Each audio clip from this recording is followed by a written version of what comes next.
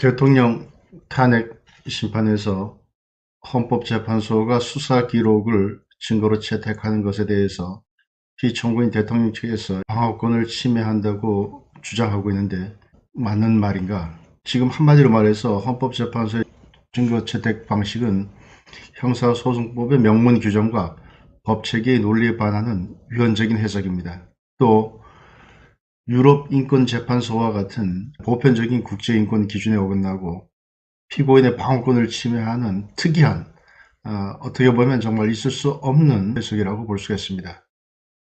헌법재판소가 스스로 증거능력 기준을 완화하는 것은 법적 권한을 초과한 위법적인 행위로서 이 절차적 판단은 무효로 간주되어야 하는 것이 맞습니다.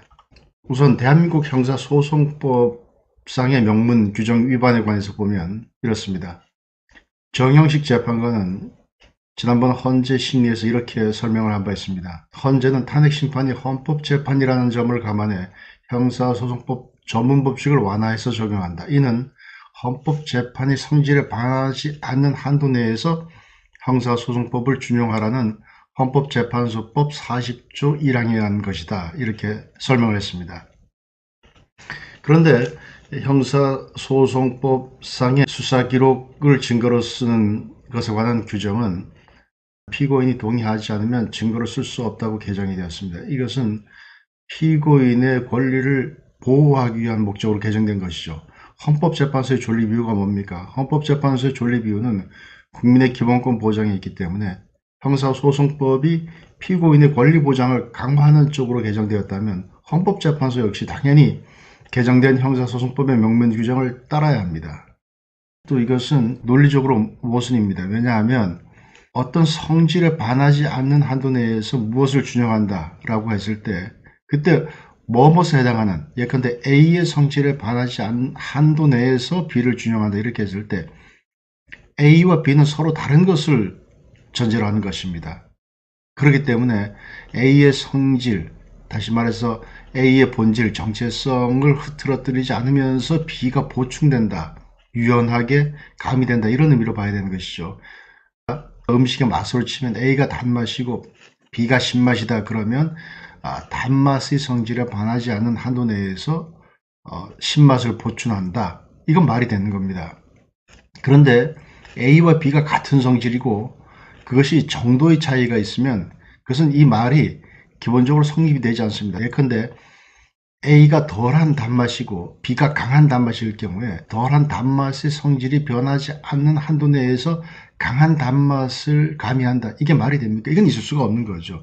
그나마 말이 된다라고 하는 것은 강한 단맛을 본질로 해서 그것의 성질에 반하지 않는 범위 내에서 약한 단맛, 덜한 단맛을 가미한다. 이 정도는 말이 됩니다. 그렇지만 약한 것을 본질로 해서 강한 것을 가미한다라고 하는 게 있을 수가 없는 것이고 마찬가지로 지금 헌법재판소의 경우에는 증거능력이 완화된 덜 엄격한 증거능력을 요구하는 헌법재판소의 재판을 본질로 하면서 강한 엄격한 증거능력을 요구하는 형사재판을 준용한다? 그건 있을 수가 없는 것입니다. 괴배는 것입니다. 이런 식의 해석이면 형사소송법이 여기에 적용될 여지가 없는 것입니다. 형사소송법상의 다른 내용은 여기에 헌법재판소 규정과 다른 성질의 것은 적용될 수 있어도 적어도 증거법칙이라고 하는 똑같은 사안을 놨을 때는 여기에 적용될 여지가 없고 형사소송법을 배척하는 결과를 가져오게 됩니다. 이것은 헌법재판소가 해석을 통해서 이 법을 무력화하는 것입니다. 형사소송법을 아예 쓰지 않겠다고 하는 것이기 때문에 이것은 있을 수가 없는 해석이고 당연히 무효인 것입니다. 여기에 위반해서 증거를 썼다.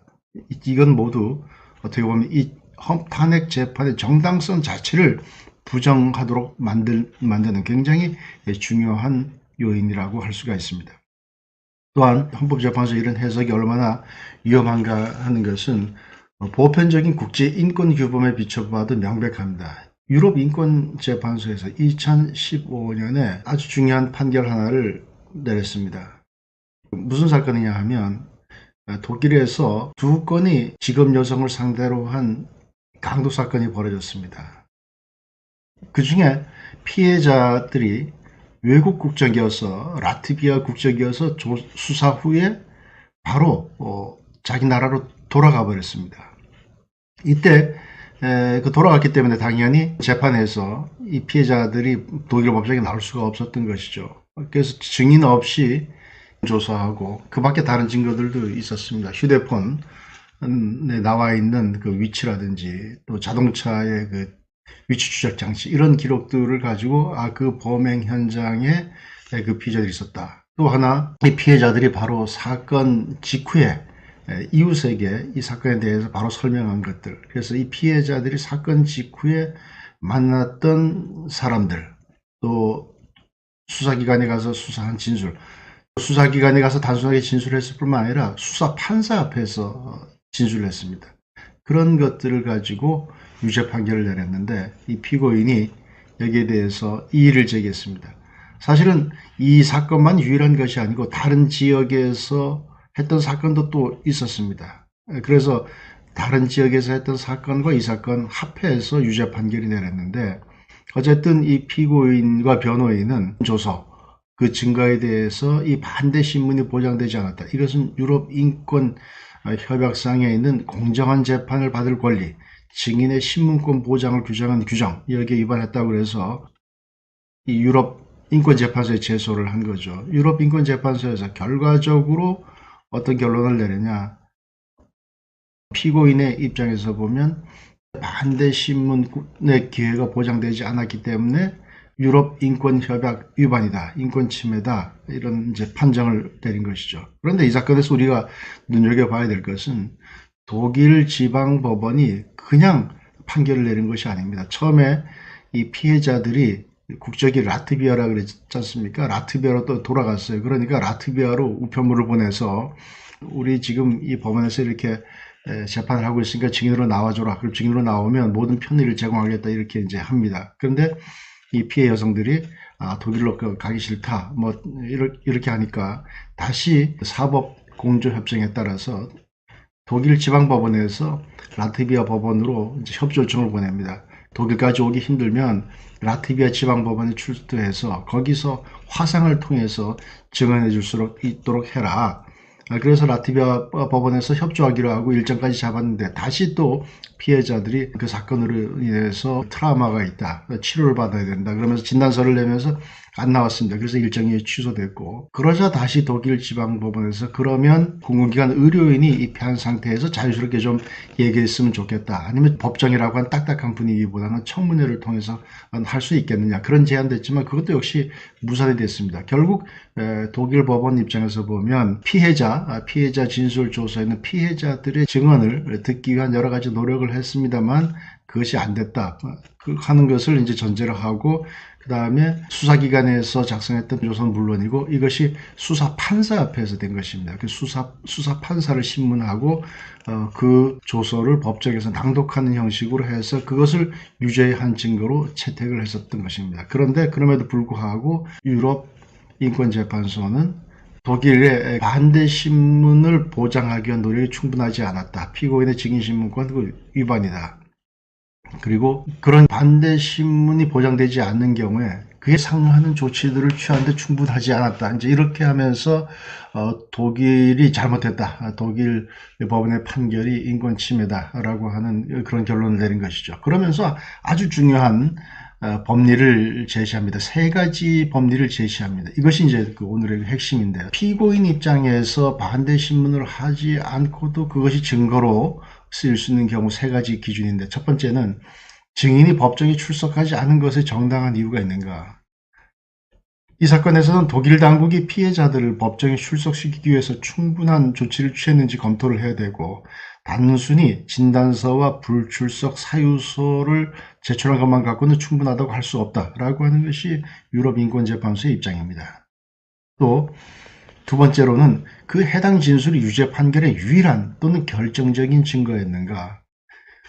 피고인에 대한 유죄 판결에는 증언 외에도 전화 기록이라든지 GPS 데이터 이런 것들이 포함되어 있죠. 그러나 유럽 인권재판소는 이런 보조 증거는 피해자들의 증언이 없는 경우에는 신빙성이 낮기 때문에 결국 피해자들의 진술이 결정적 증거로 작용했다 이렇게 보았습니다. 세 번째는 피고인의 방어권을 보장하기 위한 충분한 보완 조치가 있었는가.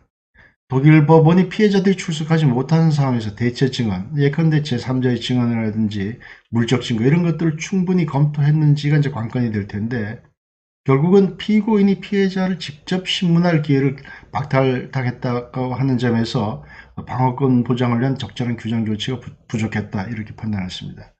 자, 이 사건을 지금 대통령 탄핵 심판의 경우에 적용을 한다 그러면 우리 헌법재판소는 전혀 이런 노력을 하고 있지 않죠. 어떻게 보면 그 진술한 사람들이 나와서 제대로 진술하는 것을 초시계를 갖다 놓고 그 신문권을 제한하는 것은 이런 법 원리, 이런 법 정신에 비춰보면 상상을 할 수 없는 것입니다. 헌법재판소의 이러한 절차적 판결, 피고인의 방어권을 무시한 재판이라고 하는 것, 어떻게 보면 국제인권 규정에 비춰보면 웃음거리가 될 뿐 아니라 범죄에 해당하기도 하는 것입니다.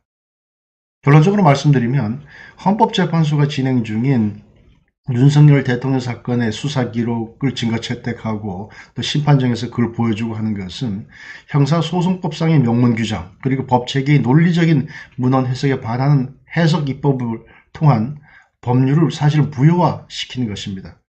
법률을 일방적으로 사문화시키는 것입니다. 그래서 이것은 해석 권한을 넘은 위헌적인 행태로 당연히 위법 무효이고 또 보편적인 국제인권 규범 기준에도 반하는 사법을 빙자한 정치행위다, 그렇게밖에 볼 수 없습니다.